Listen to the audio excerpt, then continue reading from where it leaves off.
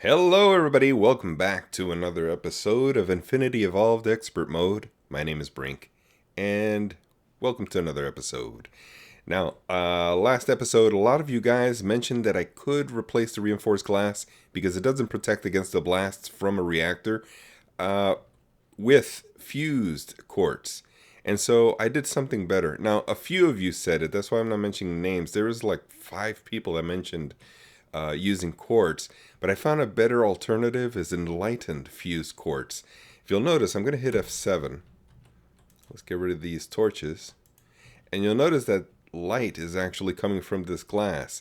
Now, I went too quickly because when I saw that this got rid of the need for torches, I quickly knocked out a hole over here and made some more quartz. And I forgot to add the glowstone to it. So that's why it's not lighting up over here. So I got to replace this glass, and I'm hoping that I can break this apart. I do have a pickaxe, but I do also have a silk touch hammer, and hopefully it'll break. Let's see. Here we go. Hopefully it'll break it and keep it. So I don't. Oh, great! It does keep it. Awesome. Alright, so I'm still under a radiation warning here because I do have my suit on, as you can see. But we'll head back. Maybe we can turn this off. Actually, we still got a little bit to go. What I'd like to do is go over here. Let's put our suit back on. Turn off F7, of course. And you'll see that I've decorated the place. I've actually built a laboratory here. I wanted to show you around before we head back to spawn. It's a long trip still. We're going to fix that today. But it's a long trip, and I figure I'll make a cut there. But I put a ventilator up here. It's actually a laboratory block dressed up as a ventilator, because we're going to have machines on this side. And I left a little bit of a gutted area, so it'll give me some space to work with wires and whatever reservoir of water I need. 2 spaces back here for wiring as well. A little bit of space up here maybe for conduit wiring and stuff like that. But we have enough room back here for some machines. Now, we could do one machine layer here, one machine layer here, and maybe another set of ventilators like that between the two. That'll give us some room to work with. Now, we have a big enough tower. We could go even further up and make a couple of floors. Here's where the other reactor chamber will be. But let me show you a little bit around, and you can see how I've dressed up the place. We have sort of that bunker, stone, concrete, or cement, rebar type of look. I'm looking for that 1941 German bunker look. All solid concrete.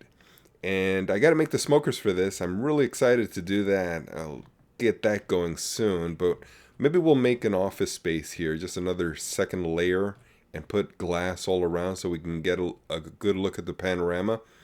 So let's head back. I think I've showed you just about everything. No, I haven't. Haven't showed you the basement yet. So let's go down and we'll take a look. You'll see that I've made the sleeves that I talked about the last time. There's no way to actually look directly up into the room, even though it's really the reactor what we're worried about. The angle of sight to the reactor, we want to be able to block it with every inch possible. And this does that so that if it does explode, hopefully it doesn't, but if it does explode, nothing from here on will get destroyed because this panel will block. Just the wires that are coming down. I'm planning to have some automated conduits here for some processing. Automated processing feed and return. Over here, we'll figure it out. But this wire, this glass cable that can hold the highest tier of capacity of EU power goes up to this point here, where I'm planning to make a battery bank, a storage bank here of batteries. It'll start off with EU, then we'll have a conversion for RF and have the battery here. Then we'll have some sort of trigger that when this is full, send a redstone signal, maybe wirelessly. I'm planning wirelessly, but we'll see how it goes. Wirelessly inside the chamber and shut off the reactor so that the reactor never gets overheated. So it turns on, it flickers on whenever the battery needs more power. Alright, I think I've showed you just about everything here, all the progress that I've done off camera. We're going to head back and do some work. I just stepped inside and I see that there is what appears to be a prank. And so I just wanted to check out just to make sure that nothing fishy is going on. And I see that there's eggs here and there's chickens up there. Your base is great, but you need friends. Okay, so he's got me some friends here. Oh, there's another. Oh, how many? Oh, he's got a number of them. That hole I did for the solar panel, in case you didn't see that in the previous episode. But there's a number of these red chickens here. And it looks like they're named. This one's named Daisy. Let's see. Yeah, Daisy. Biomes of plenty. Wow, they lay a lot of eggs. I wasn't gone that long. Yeah, he's laying eggs here. This is Louie. Let's see who we got over here. Dewey. And Huey. Okay. We got one more guy here. Let's not leave him out. Donald, of course. Donald Duck. Well, guys, they are dropping these rose reds and these eggs. Let's see if they hatch. They do hatch. These are chickens. Yeah, they are chickens. They're gonna get killed if they step right there. But they're dropping a lot of a lot of eggs. Well, Grok has got it coming. That's all I can say. All right, guys. It looks like the assembly table has finished, so we have the machine frame. But I gotta tell you, the eggs are still popping up all over the place. I've been collecting them and just throwing them away over and over again, but they continue to pop up. So I decided to dig down directly below where the eggs were spawning. You see, there's a second one. It just came out of this spot right here and bunched up with that one. But there was a big collection of eggs that just newly formed over here. So I dug straight down and I don't hear anything. But when I came down to around here, where is it? Yeah, you hear it? There's eggs here. There's chickens somewhere up in here. Let's see if we can go to hover. So what I'm gonna do, I tried digging around and I couldn't find it, but you see there's eggs here. So it's probably coming from below. There's a mechanic in Minecraft where if you generate things like from a dispenser into glass, and there's no space for it to generate anywhere around it, it will continue upward in altitude until it finds an empty space. And this would be the empty space. So I figure in order to stop this and find out where we're going to stop the dispenser, if it is a dispenser, is to make a sonar goggles. And so it is a straight line of what's it called? Unstable ingots on top, and then one in the middle. So let's see if we can do this real quick. I'll bring it out here.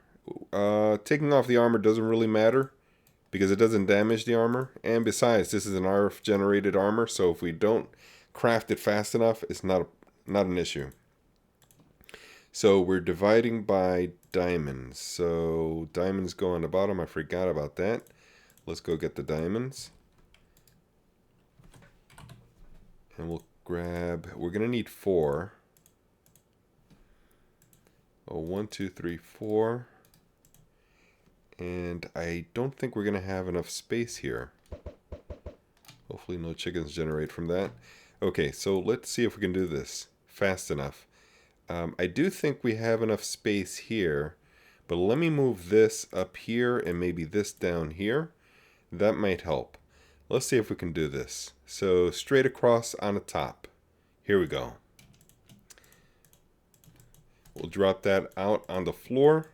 And if we pick it up, that's fine. And I am dead, man, aren't I? Cool. Oh, man. I am getting slow. That took a while. All right, so let's see if we can put on the sonar glasses and see if we can find those chickens. Aha! There is a cave here.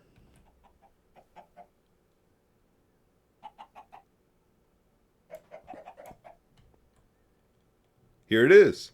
Got it. Ah, awesome. Now I just got to find all of them. I'll be right back to you guys. Okay guys, we got rid of everything that creates the eggs. We don't have to worry about that anymore. But you can see that I've collected them and I don't know what to do with them because we are collecting some rose-colored dye from them. And I've been getting rid of the eggs, but I don't want to keep collecting them, especially the fact that they make a lot of cackling noise. I don't need that.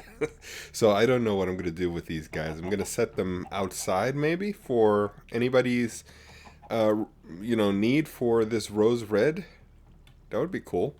It's free. I mean, they produce it and we don't have to go around looking for poppies or anything like that. So, this is one day later and I've been doing some stuffs. I continued the episode trying to make a teleportation device. And I did it on camera, but then I was surprised that my recipe turned out way different than I expected. I created a telepad thinking that this was one side and the other side I just had to build it again. This took so much trouble to make and we're going to go through it now. But this time, instead of the arduous work that I did, I prepared a lot of stuff. I smelted all the stuff that I needed just in preparation for this so we can roll right through it. We can breeze real quick through it. So let's get started. Now, if we look in here, we got these vibrant crystals. We'll make 17 of them. And this is no easy matter right here. You know how hard EnderIO is, as well as a vibrant alloy. So this is a very expensive device here, or thing. We're going to stick this into the soul binder, which I also did on camera. And we need a vial filled with an Enderman. Now, I used the other Enderman for the video, but I had another one, and I set up an auto spawner in the middle of my living room here in hopes that we can spawn one in, turn it off, and capture him and put him in there one at a time. This may take a while. This isn't the way I was doing it, but I mean, it's gonna have to do. So let's see if we can, let's see, there is essence in here. We got the power from the leadstone below. And all we got to do is just wait about 140 ticks divided by 5. 120, let's see, 125 divided by 5 is, yeah, so it's about 5 seconds, 6 seconds. And we should see one spawn, and then we'll turn it off real quick. Maybe I should stand up here instead, so I can turn it off real quick and not looking into his eyes when he does generate. There he goes, turn it off. And very sneakily, we'll grab him like that. We'll stick them in here. I was worried about right-clicking the machine right here because he may generate right in front of me right here. But apparently, if you aim correctly, it'll access the machine correctly. Now I have no XP on me, so we're gonna have to grab some, and we'll just. Oh, I'm standing on the drain. So we'll grab 10, and that's 10. Okay, close that door. That's, by the way, a carpet, let's see, carpenter hatch. I just wonder. No, it doesn't open. Okay, good. It opens on right click. I was just wondering about that. Cool. So I have 10 levels on me. I should be able to press this button, and now it'll accept. And now I got to do this 16 more times. I should get the soul vial back, but notice how much power it's draining from this. There we are with the ender crystal. I'm going to put the ender crystal, let's see where it goes. Where it goes. Is it this one? It's not. I think it's in the next one here. This is the shaft, or the staff is what I meant. Staff. And this goes here. We need 16 more to complete this recipe of 17 total. Now notice I'm trying to make 18 in total because I got one here. So 17, another one here, 18. 18 total divided by 2 is 9. We need 9 at this location and 9 at the island yonder. And that will allow us to teleport back and forth between spawn base, this is spawn over here, and our new island base, which is about 3,000 blocks away. Now, let me generate another one. I got the soul vial ready, and I will bring you back in a few seconds. Alright guys, we're coming up on the last one. There it is. And we'll bring it over and see if we can do this now. There was the staff is what we were making. Yeah, here we go. So we'll make 16 more of these. Ooh, we got to craft them one by one apparently. They don't stack. So let's go on with the next things that go in here. Let's make these pulsating crystals and see where they fit. I believe it's in, yeah, I think it's here. So this box goes in the center of this recipe, and we need one more thing, and that is the capacitors that go down here. So let's take a look, and there's 17 of those. Oh, we are coming up real close. You know, yesterday when I was recording this, I was thinking to myself, you know, let's leave this for endgame because this is too complicated. But then I thought to myself, we're on the weekend over here, Saturday. I might as well just take the time and go ahead and take my time doing this. There's no rush. And so I made all the recipes. Oops, there they go.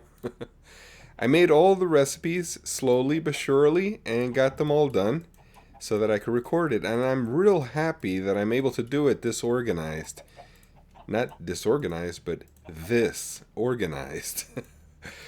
Alright, we're coming up close, and here we are on the last one. There it is.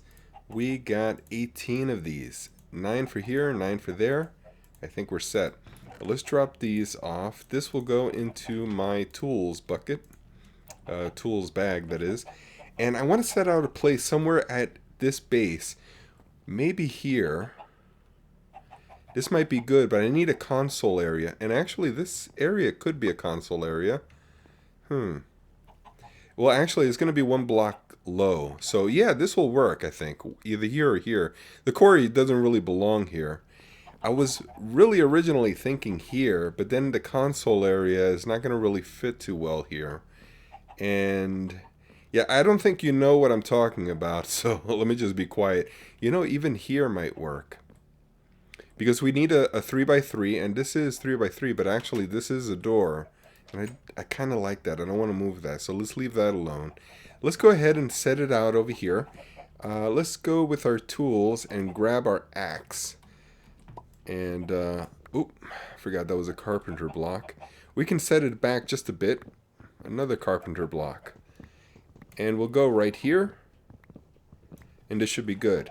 So, a little bit of rewiring to do, I guess. But definitely doable. Now, this is a multi-block structure, so once I add the 9th one, this should change. And it did. Awesome. Okay, so what was here? A carpenter block with glowstone. We can set that in place. And it looks like we took 2 down, so we may have to look for the other one. Let's take a look with F7. And F7 isn't revealing anything, so it was superfluous. It was an extra that I didn't need. We'll drop this out here and leave it for later for organization. But at this moment, we're going to set out the console. And by console, this is what I mean. It's just a button, a redstone signal that it needs in order to get activated. Now, we're going to have to make a button, but I think I want to make it out of stone just to make it stand out against the spruce. Oh, these eggs. It's not eggs. Okay. But the hopper is filled. Oh, it's almost filled. I got to empty it out, and they're floating there. Yeah, I'm going to have to talk to Grok to see if he wants it or if anybody else wants it. Maybe 1 should be good enough for the server because, look, we're getting too much stuff here. Yeah, it's not even feeding down. Okay, so. Oh, Grok. That was a good prank. I like that prank. I like it a lot. Let's grab 1 stone and make a button that'll stand out against the spruce. White against this brown color. Looks real good. Now we got to give it a coordinate. And the way we do that, we can punch it in manually here. But it's kind of difficult to do. I mean, I get it to do it sometimes. And then you can hit tab to go to the next line after you type in a couple of numbers. I forget how to do it, but there's some keys. It seems a little bit glitchy. So what I'd rather do, and this is the coordinates for where we're standing at this moment. What I prefer to do, which would be easier, is to make one of these coordinate selectors. Stores coordinates of a block inside this gun. Right click at the bottom, block to select a block adjacent on that side. Shift right click at a block to select the specific block. Can select from a distance. And by a distance, what I mean is, oh, turn off F7. You see the tippy top of Grok's palace there? I can click it from here. As long as this is my cross view, crosshairs, and here I'm zooming, but as long as the crosshairs are on it and I click it, it'll select that block for me to teleport to. So I don't need this other 9. The only reason I made this other 9 is that when I'm at the island 3,000 blocks away, I can teleport back to a different place. So it's not a type of teleportation system where the teleporter leads you to another teleporter. This teleporter leads you to a coordinate, you see. So it's not like enhanced portals where it leads you from one portal to the other. This sends you to a location. So what I need is to find out where I want to teleport to. So I'm going to have to go through the nether, back to the island, 3,000 blocks away, and find out where I want to land. And then we can try it out. But, you know, before I go there, I might as well set up the teleporter that's going to be over there. Each one of these will require power, and I haven't even set up the power for this one yet.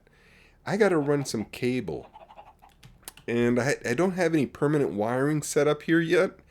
I wasn't really thinking about that. So maybe I'll run some wire under here, underground, and then come up to the middle of this from below. And I'll do the same. Maybe I'll take, you know what? I'll make a better resonant energy pack. What is it called? Energy cell. Energy cell. One of these guys I've been wanting to make. Holds a lot of power. Let's see how much. Right here. 80 million. That should last a while. And maybe I'll put a slow trickle solar panel on top of it. That'll give it power over time. Just arrived here, guys, and I set down the portal here at the reactor base. The reactor location of 3 Mile Island. Somebody stated in comment that the island actually looked like a Carnotaurus. And if you look at it from this angle, yeah, it did look like a Carnotaurus facing this way with the sand as the horns of it. I've modified some of the terrain here, so you're not going to see it anymore. And, of course, the building's on top of the island, so you can't see it. But, yeah, I dug out an area here, sort of center. I looked around for where I could place it. I was thinking here, but I'm thinking I'm probably going to die a couple of times while I'm at the reactor chamber, so I don't think it would be good to have it around here, because that's probably where I'll die if I do get radiation poisoning. So I figure maybe here, because this is a work area, and I don't think I'll be using this wall. I may be wrong about that, but it doesn't matter. We can lift it up and change it if we need to.